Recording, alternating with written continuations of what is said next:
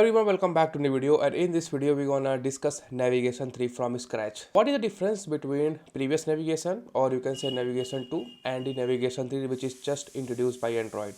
So the main difference between navigation 2 and navigation 3 is in navigation 2 we cannot directly control our back stack. If you want to communicate with your back stack, you need to use something what we call nav controller. Navigation controller gives us access to our back stack. If you want to add something on your back stack, we will use nav controller.navigate, and if you want to remove something from our back stack, we will use nav controller.pop back stack. So these two functions, navigate and pop back stack, is used to communicate with our back stack. That means we cannot directly access our back stack in navigation 2, and this is a minus point of navigation 2. Now with navigation 3 it is not the case. We can create our back stack in a form of list, in a form of stack, or anything that we want, and we can directly access this back stack very easily. So there is no navigation controller in navigation 3 because now we have completely access our back stack. There is no requirement of nav controller.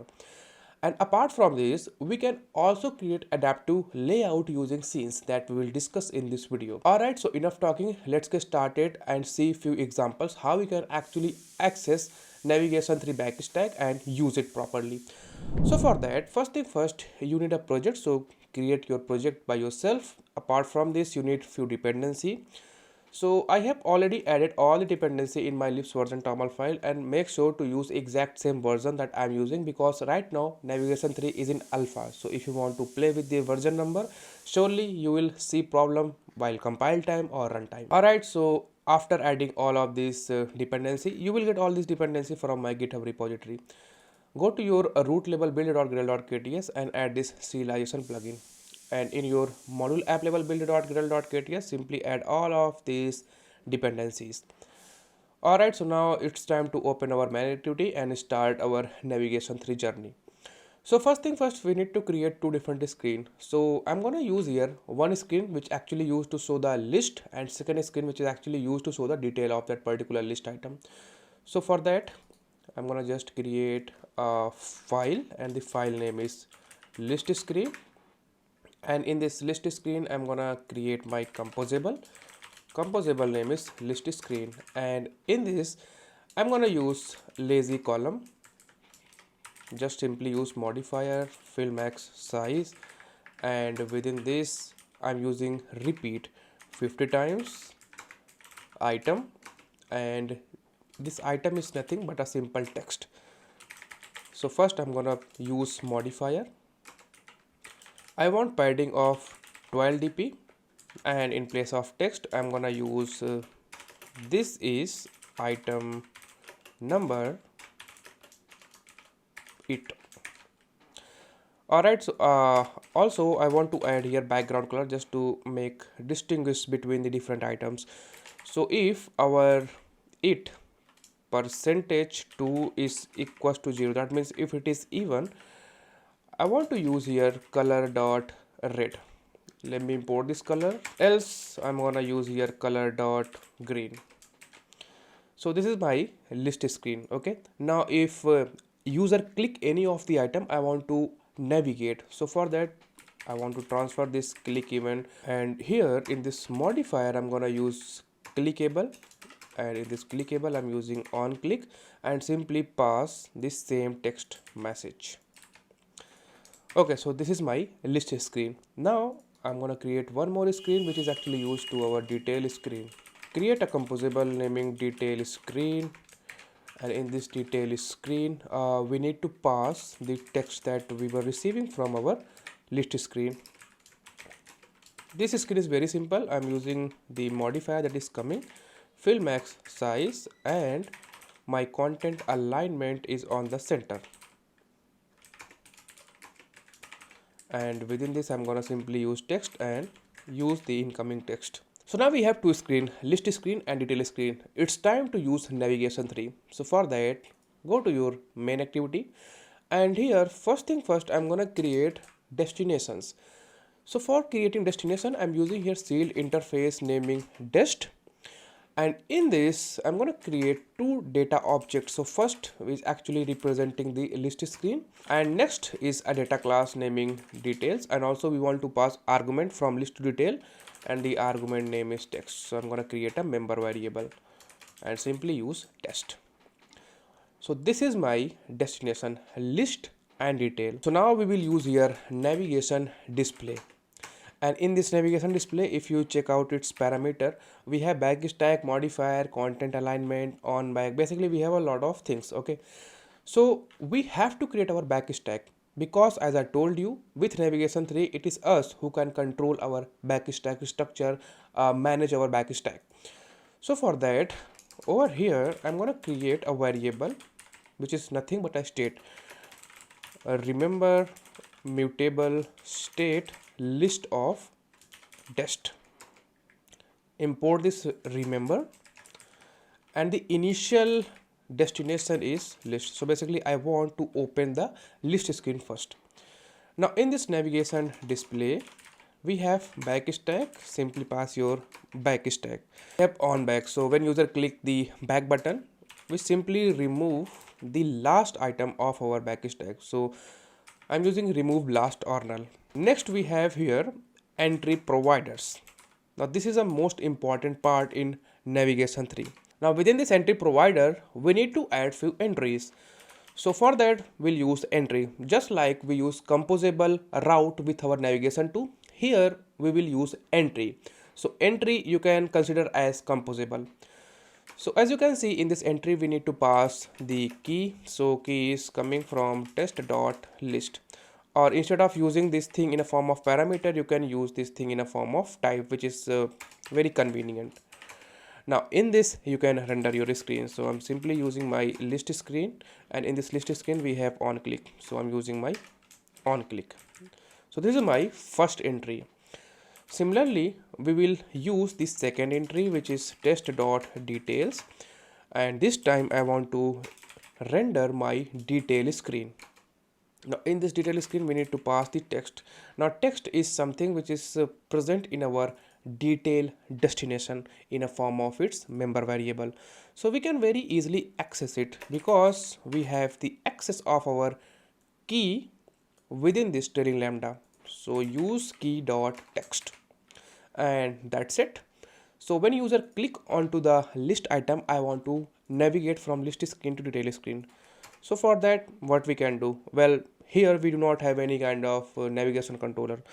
As I told you, navigation controller simply add and remove the screen destination in our backstack. Now we directly access our backstack here. Simply we can use our backstack and add my destination. So test.details and pass the information. That's it. So we are pretty much done with the basic setup of our navigation 3. So the core and main difference of navigation 2 and navigation 3 is, in navigation 2 we cannot directly access our backstack. We need to use navigation controller to access our backstack. If you want to add something, we'll use navcontroller.navigate. If you want to remove something, we'll use navcontroller.popbackstack. But with navigation 3 it is not the case. We can create our backstack as you can see over here, and we can play with it.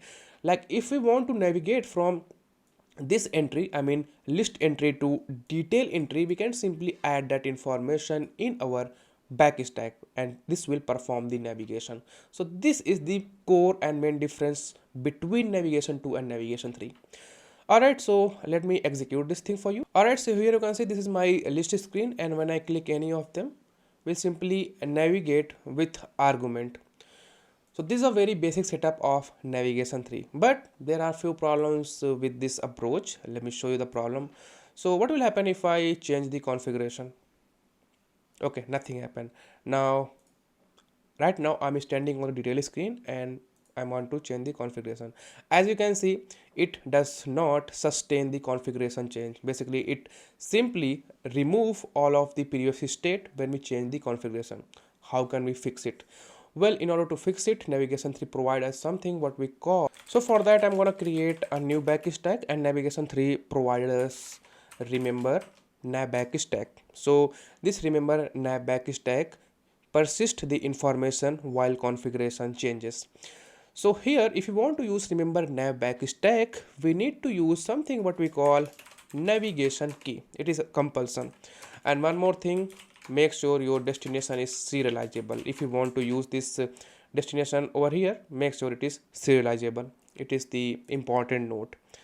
Now over here I'm gonna mention my destination type, and I want to show the first screen, the list screen. That is the reason why I'm passing here destination.list.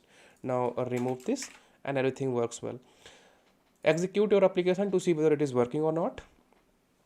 Alright, so this is my detail screen and I'm gonna change the configuration. See, this time it persists the state. This is the use case of remember nav backstack. So it is actually used when you want to persist your state while configuration changes. Now we are going to talk about view model. So let's say you created a view model within your activity. So this view model is scoped to the nearest view model store owner, which is the activity. Now let's say you have created a view model within your fragment. So this view model is scoped to the nearest view model store owner, which is fragment. Similarly, I want to create a view model which is scoped to the entry level. How it is possible? Well, it is possible. So first thing first, you need to add a dependency for that. So I have already added all of the dependency that we want regarding the navigation 3. Now let's see what I'm talking about in here and what is the importance of that thing. So for that, let me create a view model for you, and the view model name is main view model. This is a class. This class simply extend view model in order to inherit all of this property. We have on cleared. So on cleared is similar to on destroy in activity. So if we remove our view model from the memory, on cleared will be triggered. Now in this I'm gonna use a logcat, and on top of it I'm gonna create a tag which is a string, empty string. Now over here I'm having a function update tag, so you can pass your tag and simply update your tag. Very simple, very elegant. Now I'm gonna simply use this tag over here. Let me just use this thing in a form of a string, and that's it. This is my main view model. So in my main activity I'm gonna create its instance and call this main activity view model with the help of ViewModels delegate. Import it. Okay, let me just mention the type, which is main view model, and over here I'm gonna use my update tag and call this activity. Now this view model is scoped to the nearest view model store owner, which is our main activity view model store owner. Very clear, right? Now I want to create a view model instance which is scoped to this entry level. So let's see how we can do it. I'm gonna use here view model and use this view model delegate to initialize it. Okay, as soon as we have successfully created this view model instance, I'm gonna use here launch effect and update my tag, and I'm gonna call this entry. When I remove this destination from our backstack, view model should be removed from our memory. This is the logic. This is how our view model store owner will work.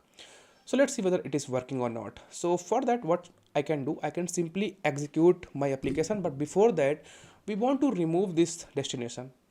So as soon as user click to my list item, we will navigate to the detail screen, and also we want to remove this destination from our backstack. So I'm using here remove and pass my destination. Okay, now execute it. Okay, so this is my list screen, and when I click any of the item, alright, as you can see, nothing happened. This is because we haven't added any entry decorators. So we have to add here entry decorators.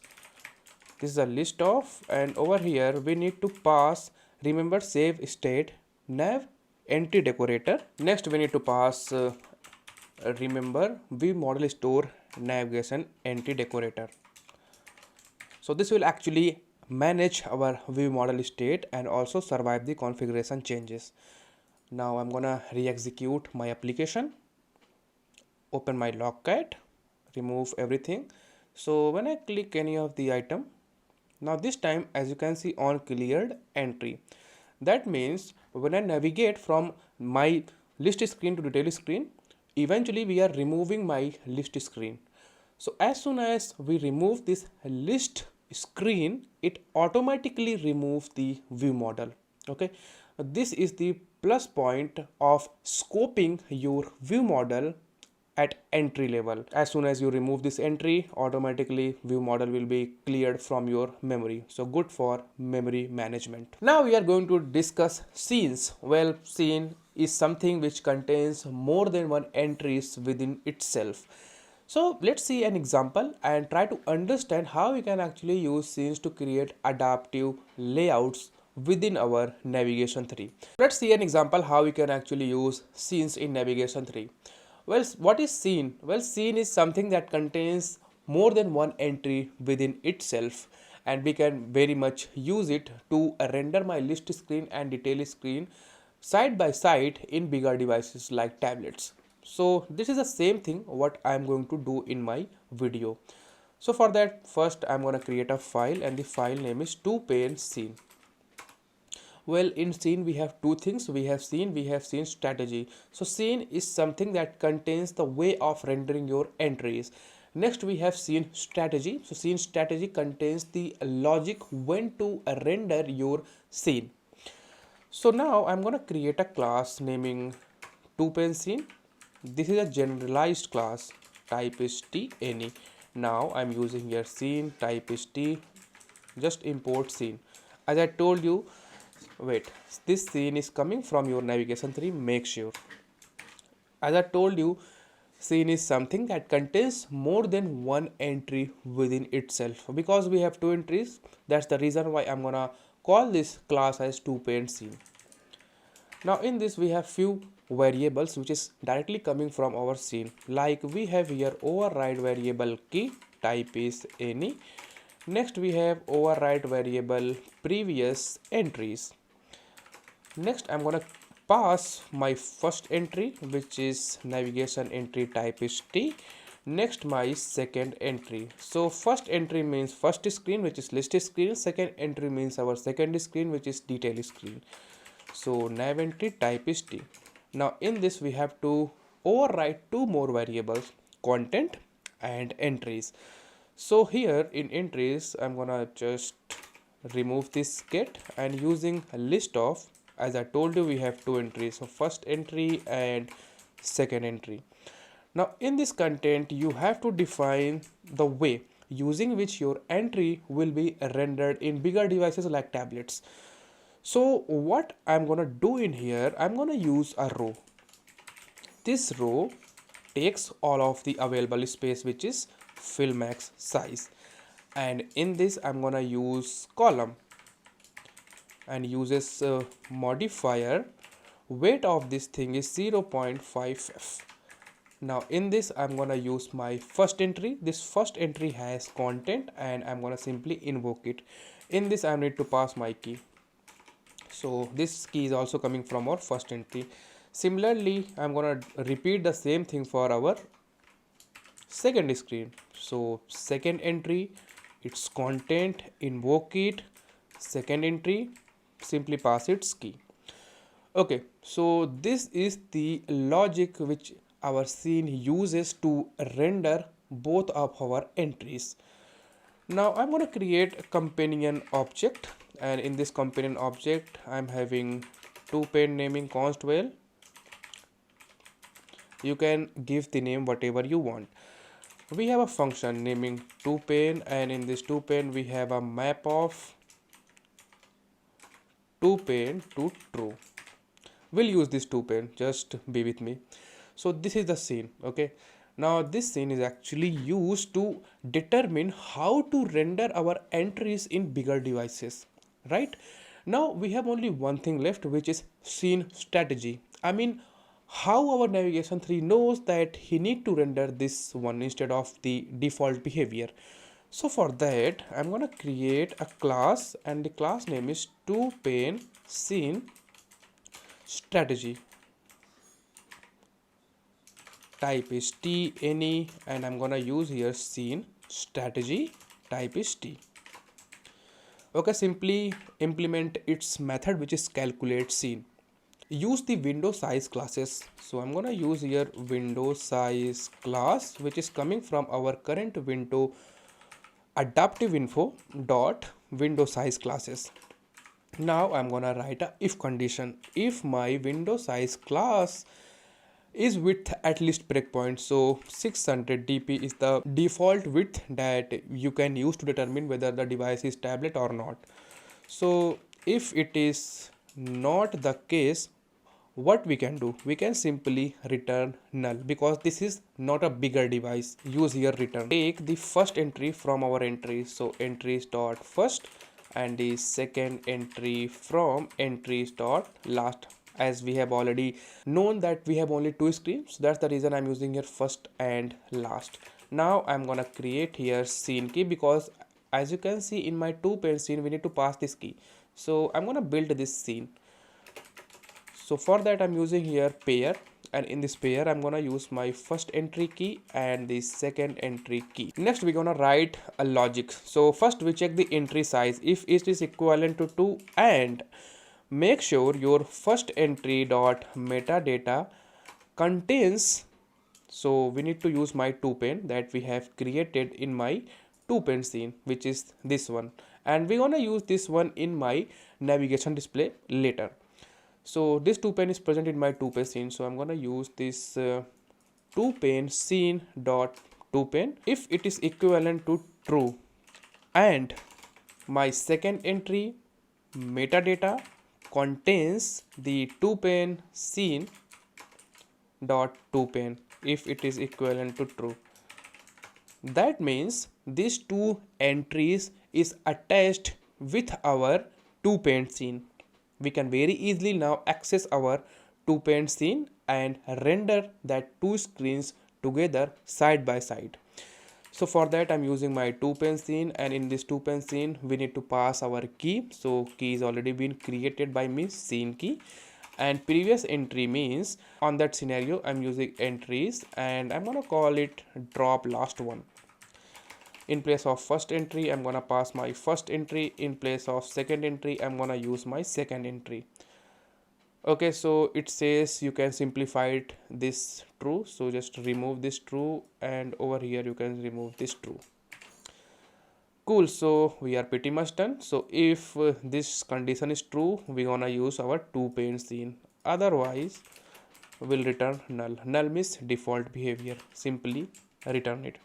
So we are done with our 2-pane scene strategy. So what we did in here is we first checked our window class size, and if the size is greater than 600, then only we will render our 2-pane scene, and if this condition is not satisfied, it simply return null. Null means the default behavior of navigation 3. So in scene we have two things. We have a way of rendering our entries over the screen, and the strategy, or you can say the logic that tell us whether you need to render your custom layout or use the default behavior. Okay, so now go back to your main activity. So our entry doesn't know that this will be used in our 2-pane layout. So in order to tell that maybe we will use you in my 2-pane layout, we'll pass here metadata, and this metadata is nothing but our 2-pane scene dot 2-pane. So this is kind of registration that we had to do with our entries that we are going to use with our 2-pane scene. Similarly goes for here. Okay, so now it is a good time to attach our scene and scene strategy. So as you can see, it automatically give me a suggestion scene strategy. So I'm gonna pass here 2-pane scene strategy, and this is done. One more thing, when you are using here 2-pane scene strategy, also use remember scene setup navigation entry decorator. Okay, so I'm gonna remove these two because we don't want to use these things, and now I'm gonna render my application in the Pixel 7a API level 33, which is not a tablet. As you can see, when I click any of them, we'll navigate together. Now I'm gonna execute the same application in tablet. Our app is executing now when I click any of the list item. Okay, so we are not seeing list screen at that side and detail screen at that side. This is because when I click to my list item, eventually we add our detail screen and remove the list screen, which is wrong. So I'm gonna just remove that line of code and re-execute our application. Okay, so as soon as I click any of the item, you can see over here, now we have our two pane scene. This is our list screen and this is our detail screen. So this is a use case of scene, and I mean this is not something which is only been used for two pane scene. You can get here three pane scene, four pane scene, or anything that you want. So basically it is a custom thing. You can customize it according to your requirement. So this is the plus point of having scene in navigation 3. So now we are going to see how we can attach transition animation in navigation 3. So for that, go to your main activity, and within your entry product entries, within our metadata, we'll use plus operator, and in this plus operator we have navigation display object. Make sure to use navigation display object, not the navigation display composable.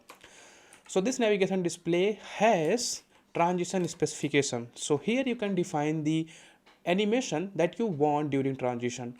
So let's say I'm using here slide in horizontally and I want to use complete width together with. That means this will be performed during enter, or you can say when our screen enter to the navigation display, together with the slide out horizontally. That means when we leave this screen and jump to the another screen, this is the animation that will be performed. So you can add this thing in our transition specification. So this will be performed while transitioning. Next, we'll have navigation display dot pop transition specification. So when you pop this screen, how would be the behavior? What type of animation you want to show? So you can mention those type of animation within this pop transition specification.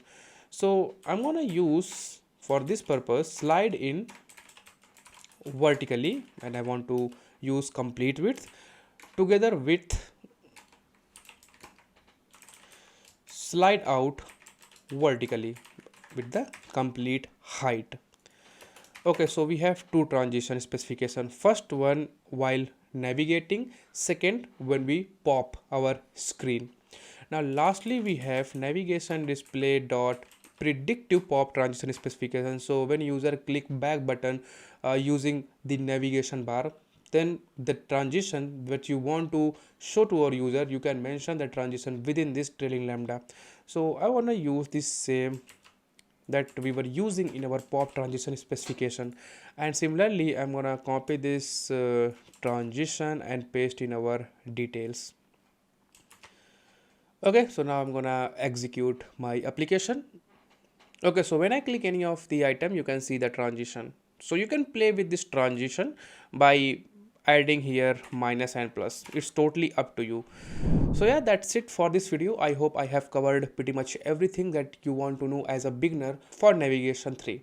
I hope you like this video. If you do, please like my video, subscribe to this channel and write your precious comment. We will meet in our next video where we will discuss something new about Android. Till that, goodbye.